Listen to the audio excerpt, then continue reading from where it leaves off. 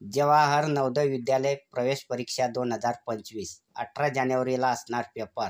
आज आपण दिनदर्शिका घटक बेस्ट ट्रिकनुसार शिकणार आहोत. याच्यावर आधारित प्रश्न परीक्षेत येऊ शकतात, तर व्हिडिओ संपूर्ण बघा. प्रश्न क्रमांक 1. 15 एप्रिल 2022ला शुक्रवार होता, तर 15 एप्रिल 2025ला कोणता वार येईल? आता 15 एप्रिल 2022ला कोणता वार होता, तर शुक्रवार. तर 15 एप्रिल 2025ला कोणता वार येईल ते आपल्याला काढायचं आहे. 15 एप्रिल ही तारीख सेम आहे, म्हणून आपल्याला तारखेचा विचार करायचा नाही, तर सालाचा विचार करू. तर 2022 ते 2025 या सालामध्ये कितीचा फरक आहे, तर 3चा, म्हणून 3.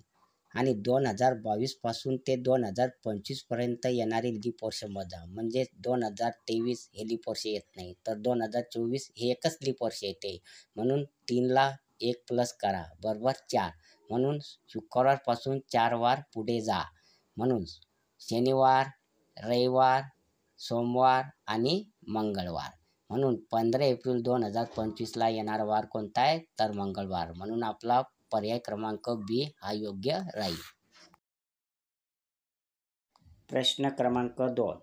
काल मंगळवार होता, उद्या 15 तारीख आहे, तर पुढच्या गुरुवारला कोणती तारीख येईल? आता आपल्याला पुढच्या गुरुवारला येणारी तारीख काढायची आहे. तर सर्वात प्रथम कालखंडांचा क्रम लिहून घेऊ. आजच्या मागे काय होता, कालच्या मागे परवा. जर काल मंगळवार होता, तर आज कोणता वार असेल, बुधवार. तर परवा कोणता वार होता, सोमवार. तर आज बुधवार आहे, तर उद्या कोणता वार असेल, गुरुवार. परवा कोणता वार असेल, शुक्रवार. जर उद्या 15 तारीख आहे, म्हणजे गुरुवारची जर 15 तारीख असेल, तर पुढच्या गुरुवारला येणारी तारीख कोणती असेल, 15 + 7 बरोबर 22. म्हणून आपला पर्याय क्रमांक डी हा योग्य राहील.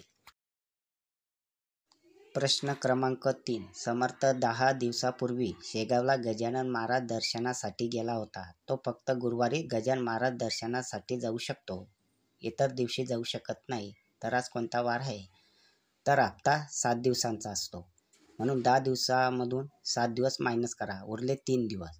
म्हणून गुरुवारमध्ये 3 दिवस ॲड करा, म्हणजे गुरुवार प्लस 3 दिवस पुढे जा.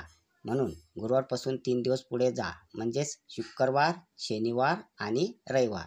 म्हणून आज कोणता वार आहे, तर तो आहे रविवार. म्हणून आपला पर्याय क्रमांक डी रविवार हे योग्य उत्तर राहील.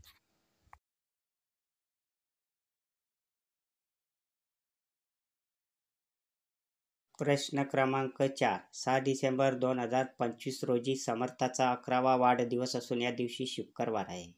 तर समर्थाचा जन्म कोणत्या दिवशी झाला? आता 6 डिसेंबर 2025 रोजी कोणता वार, तर शुक्रवार. आणि वाढदिवस कितवा, 11वा. म्हणून याच्यातून 11 मायनस करा, ते येते 6 डिसेंबर 2014. आता दोन्ही सालामध्ये कितीचा फरक आहे, 11चा. आणि 2014 पासून ते 2025 पर्यंत एकूण लीप वर्ष मोजा, येते 2016, 2020 आणि 2024 हे 3 लीप वर्ष येतात. म्हणून 11 + 3 म्हणून बरोबर 14. आता 14ला 7ने भाग द्या, 7 × 1 = 7, 7 × 2 = 14, 14 × 14 गेले 0, म्हणजे बाकी आपली 0 आली. म्हणून कोणताच वार पुढे जाणे नाही आणि कोणताच वार मागे येणे नाही. म्हणून आपला समर्थाचा जन्म कोणत्या दिवशी झाला असेल, तर तो शुक्रवार या दिवशी झाला. म्हणून आपला पर्याय क्रमांक ए शुक्रवार हे योग्य उत्तर राहील. प्रश्न क्रमांक 5. 5 जानेवारी 2025ला रविवार होता, तर 10 फेब्रुवारी 2025ला कोणता वार असेल? आता जानेवारी महिना किती दिवसांचा असतो, तर 31. म्हणून 31 - 5 बरोबर 26 दिवस धरा. तर फेब्रुवारीचे 10 दिवस धरा, म्हणून 26 + 10 बरोबर 36 दिवस. म्हणून 36ला 7ने भाग द्या, म्हणून 7 × 1 = 7, 7 × 5 = 35, 36मधून 35 गेले 1, म्हणून रविवारपासून 1 वार पुढे जा, म्हणून सोमवार. म्हणून आपला पर्याय क्रमांक सी सोमवार हे योग्य पर्याय क्रमांक राहील. प्रश्न क्रमांक 6. समर्थ हा प्रणवपेक्षा 772 दिवसांनी मोठा आहे. समर्थाचा जन्म शुक्रवारी झाला, तर प्रणवचा जन्मवार कोणता? सर्वप्रथम 772 दिवसांना 7ने भागा. आता 11चा भाग बसतो 11 7 77, म्हणून 77 मधून 77 गेले, बाकी उरले 0. आता वरचा 2 खाली घ्या. आता 7ने आपण 2ला भागू शकत नाही, म्हणून आपली बाकी आली 2. म्हणून 2 वार पुढे जा. कुठून? तर शुक्रवारपासून. म्हणून शुक्रवारपासून 2 वार पुढे म्हणजे 1 वार शनिवार, दुसरा वार रविवार. म्हणून प्रणवचा जन्मवार कोणता? तर तो रविवार. म्हणून आपला पर्याय क्रमांक डी योग्य राहील. प्रश्न क्रमांक 7. समर्थ स्नेहलपेक्षा 10 दिवसांनी मोठा आहे. प्रणव हा स्नेहलपेक्षा 4 दिवसांनी लहान आहे. स्वातंत्र्य दिनी प्रणवचा वाढदिवस येतो, तर समर्थाचा जन्म कोणत्या दिवशी झाला? सर्वप्रथम यांच्या नावाचा क्रम लिहून घ्या. समर्थ, स्नेहल आणि प्रणव. प्रणवचा वाढदिवस कोणत्या दिवशी येतो? तर स्वातंत्र्य दिनी. स्वातंत्र्य दिन कधी असतो? तर 15 ऑगस्ट. म्हणून प्रणवचा जन्मवार कोणता आहे? 15 ऑगस्ट. आता प्रणव हा स्नेहलपेक्षा 4 दिवसांनी लहान आहे, म्हणजे स्नेहल ही प्रणवपेक्षा 4 दिवसांनी मोठी आहे.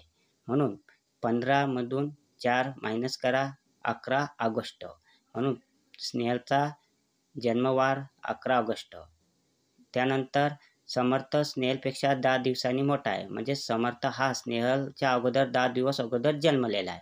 म्हणून 11 ऑगस्टमधून 10 मायनस केले, 1 ऑगस्ट.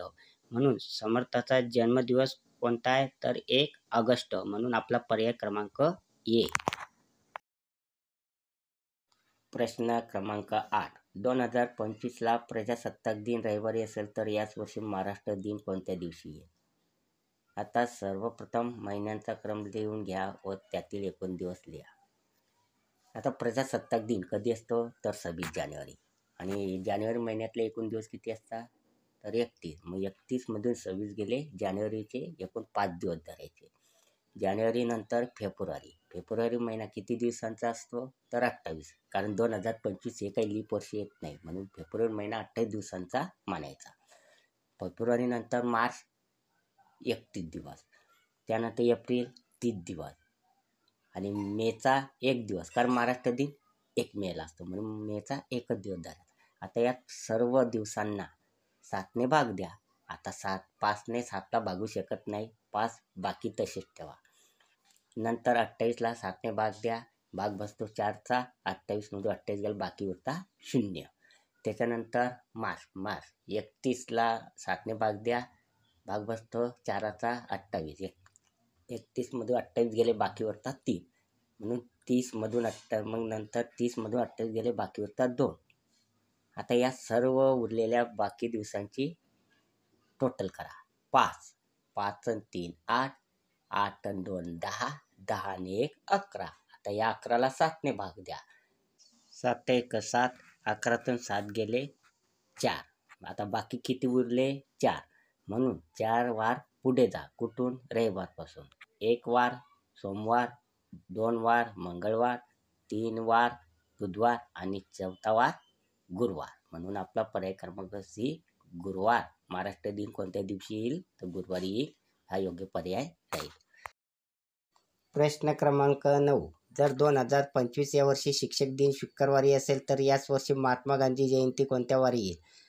आता शिक्षक दिन कोणत्या वारी येतो? तर 5 सप्टेंबर. आणि सप्टेंबर महिन्यातील एकूण दिवस किती असतात? तर 30. म्हणून 30 मधून 5 मायनस करा, सप्टेंबर महिन्यातले एकूण दिवस धरायचे 25. तर महात्मा गांधी जयंती कोणत्या वारी येते? तर 2 ऑक्टोबर. म्हणून ऑक्टोबर महिन्यातील 2 तारीख धरायची. म्हणून 25 अधिक 2 बरोबर 27. आता या 27ला 7ने भागा. म्हणून 7 1 7, 7 त्रिक 21 आणि 27 मधून 21 गेले, उरले 6. आता बाकी आलेली 6. म्हणून आपल्याला 6 वार पुढे जा. कुठून? शुक्रवारपासून, किंवा 1 वार मागे जा शुक्रवारपासून. म्हणून शुक्रवारपासून 1 वार मागे, म्हणून गुरुवार.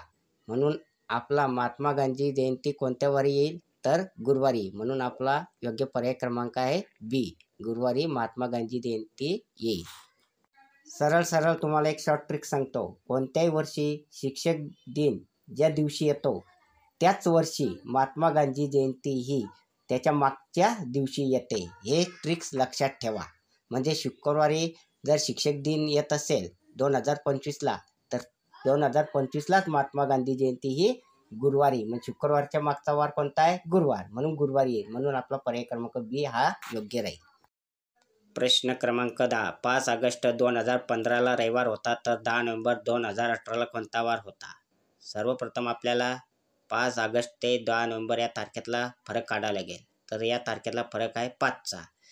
त्यानंतर सालातला फरक काढावा लागेल. म्हणजे 2015 ते 2018 या सालामध्ये कितीचा फरक आहे? तर 3चा, म्हणून +3. आता 2015 ते 2018पर्यंत येणारे लीप वर्ष मोजा. म्हणजे 2016 हे एकच लीप वर्ष येते, म्हणून +1. आता यांची बेरीज करा. 5 + 3 + 1 बरोबर 9. आता येणाऱ्या बेरजेला म्हणजे 9ला 7ने भाग द्या, म्हणून 7 × 1 = 7. आता 1चा भाग बसतो आणि 9तून 7 गेले, बाकी उरतात 2.